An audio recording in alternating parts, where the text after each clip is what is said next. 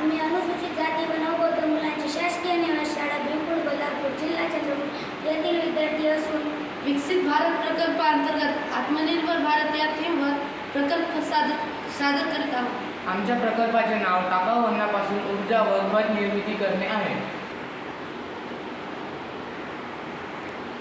अन्नाच्या कचऱ्यापासून ऊर्जा मिळवण्यासाठी विविध पद्धती वापरल्या जातात, ज्यामुळे पर्यावरणाचे रक्षण होते आणि कचरा व्यवस्थापन मदत होते।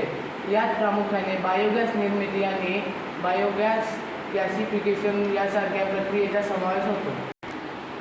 बायोगॅस निर्मिती एक जैविक प्रक्रिया आहे, ज्यामध्ये सूक्ष्मजंतू ऑक्सिजनच्या अनुपस्थित अन्न कचऱ्यासारख्या सेंद्रिय पदार्थाचे विघटन करतात। या प्रक्रियेत बायोगॅस तयार होतो, ज्याचा वापर अनेक गोष्टींसाठी करता येतो।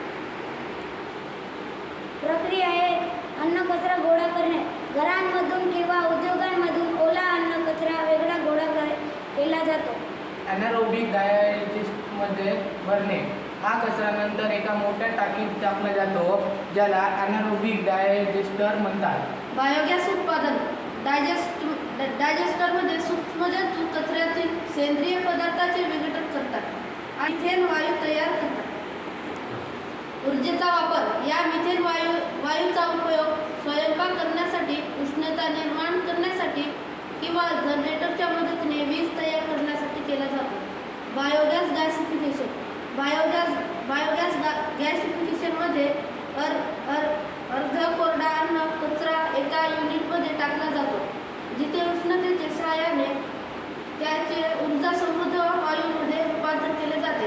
या वायूला सिंथेटिक गॅस किंवा सिंगॅस म्हणतात, ज्याचा वापर वीज आणि उष्णता निर्माण करण्यासाठी होतो।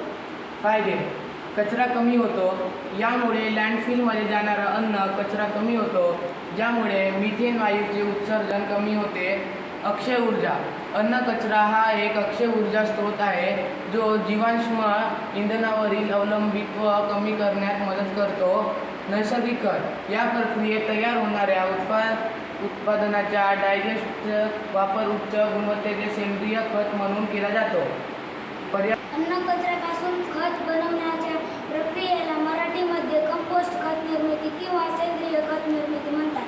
ही एक सोपी पद्धत आहे, ज्यामध्ये घरातून निघणारा ओला कचरा वापरून नैसर्गिक खत तयार केला जातो। कंपोस्ट खत निर्मितीसाठी काय करावे? कचरा जमा करा। स्वयंपाकघरातील ओला कचरा जसे की भाज्या आणि फळाची साले, चहा पावडर इत्यादी जमा करून ठेवा। भांडे तयार करा। एक जुना माठ किंवा कोणत्याही प्लास्टिकचा डब्बा घ्या आणि त्याला 3-4 छिद्रे पाडा। खत बनवण्याची प्रक्रिया। जमा केलेला ओला कचरा भांड्यात टाका। हे भांडे घरात किंवा बाहेर अशा ठिकाणी ठेवा, जिथे त्यावर सतत ऊन किंवा पाऊस पडणार नाही। 28 ते 30 दिवसात खत तयार होईल। या प्रक्रियेतून सुमारे 28 ते 30 दिवसात शुद्ध आणि नैसर्गिक खत तयार होते।